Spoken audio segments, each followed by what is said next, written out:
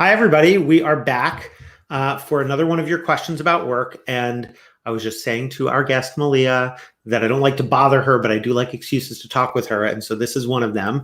I'm Roy. For those of you who are new, I'm a startup investor in the future of work. And every day we answer one of your questions about work. And this is one for people who are trying to figure out something different to do with their teams. And Malia runs the West Coast efforts and some other places too for Bloomberg's philanthropic efforts. And so for Bloomberg, as our limited partner in Bloomberg Beta, our fund, getting to collaborate is one of the special things of this role. And so the question, and this is something I've had some firsthand experience collaborating with Malia on, but is if I want to take my team and do some volunteer activity or day or something like that, how do I do it? Great. Well, thanks, Roy, for having me. Thank you for being here. Thanks, everyone, for listening. So I think I want to share a couple of ideas that you can do now while some of us are still, in place at home sheltering. So one of those is called Zooniverse.org. And so This is a research platform that's powered by volunteers.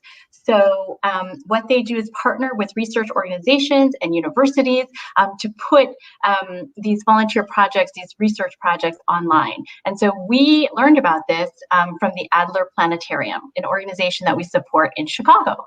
And so when we said, you know what, we need some volunteer opportunities, we can't do anything in person, what do you have for us? And they said, why don't you try this? And so we've done a ton of team volunteering events on this platform. We have, I mentioned, measuring craters on Mars by looking at photographs. We've also counted seals and sea lions and learned the difference between those two animals. We've also kind of retyped these old card catalogs, that come with insects and bugs that are studied all over the place. So that one's a really fun one. You can do it. You can all be on a Zoom. You can all do one project, or you could be competitive and do different projects. And really the impact here is that you're helping research get done that would normally take like many, many years. And the other good thing about it is that it's not just you. You are one of 100 or so people doing the same activity. So if you make a mistake, it's okay. So that's a great one. The other one that's online is called missingmaps.org. And so this one is where you're helping to map places that haven't been mapped yet. So there are places that haven't been mapped yet. Yes. And no offense to Google Maps, but when you're on my own ignorance, which I mean, okay, I should have known that. But sorry, keep going. But when you're on this site, they'll show you what it looks like if you look up this area on Google Maps and then compare to what you've actually helped them map. And you'll see that you've really done a great job identifying, towns and villages and places that aren't known right now.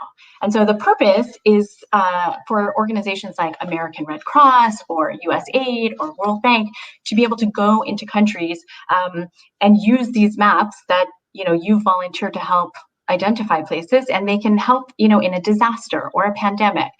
So there's a real direct connection to what you're doing there. And we've done a lot of projects on mapping Botswana. That's been our country of focus at Bloomberg.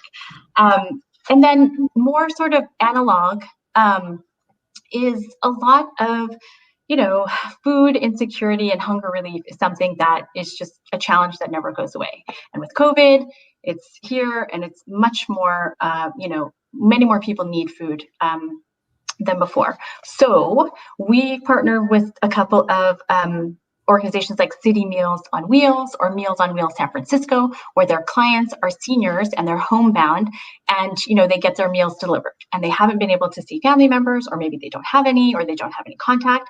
And so these organizations are asking people to make cards. So old school, paper cards that you can decorate. So a way to kind of make that fun is you could put together all the supplies in envelopes and then send them to each of your team members, maybe include a treat, and then you all get together again on a Zoom or video platform and you decorate, while you're talking. You can involve your family members or, animals, whatever, whomever's around in that space. It's just a nice way to get to know each other outside of the office. In fact, we did this for the Festivus, for the lucky people who Oh were yeah, for able the to holiday attend. party that we sponsor for small startups. Yeah, for sure. It was great.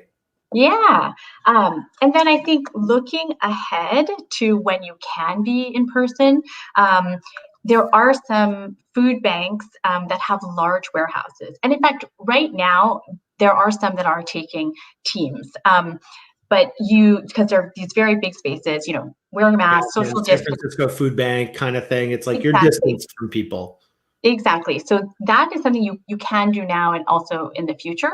But parks, when they start opening up to people and they're always looking for volunteers to help clean up, prune things, make things look nice again. So those are just a couple of I ideas. love that. I mean, one of the things I've noticed in the volunteer activities we've done is that in choosing what activity to do, sometimes people want something that feels like uniquely suited to them, only they could do. We've gone and volunteered with founders who we've backed, and you've joined us for going into prisons and talking to incarcerated individuals about entrepreneurship and their prospects for starting something, after their release.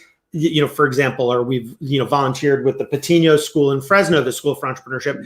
And some of the stuff that you're describing, like, some computery task feels like, oh, like I could see how people might feel particularly suited to it. And then other times I've found that exactly what you want is something where it's like, no, anybody could do this. And we should, because we should stand and be counted, packaging carrots for a food bank or something like that.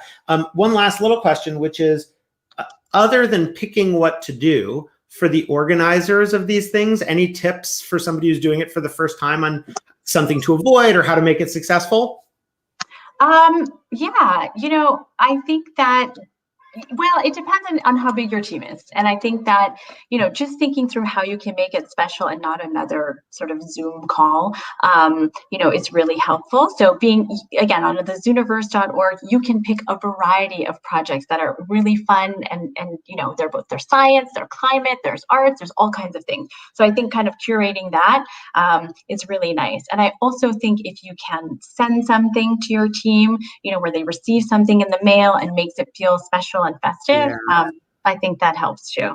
I love those. And I mean, I just say that for me, one of the nice things about these kinds of activities is even with people who I work with every day, and especially with people who are, every business has partners or collaborators or clients, in our case, our customers, our founders. It's just a really nice way to know a side of a person who you otherwise just might not get to know in that way. And especially, I'll just say this may be true for me or for others who feel awkward about these kinds of things. It's really nice to just have something to do while you talk to the person, and just makes it easier. So in addition to obviously serving some really deeply felt needs in the community, and of course these lists aren't exhaustive. So that is not advice for you, but just the perspective of somebody very experienced, Malia, in this case. And thank you for being with us, and hope that we can do more of these. So yeah, thank you. And to be continued, everybody. Thanks, Roy.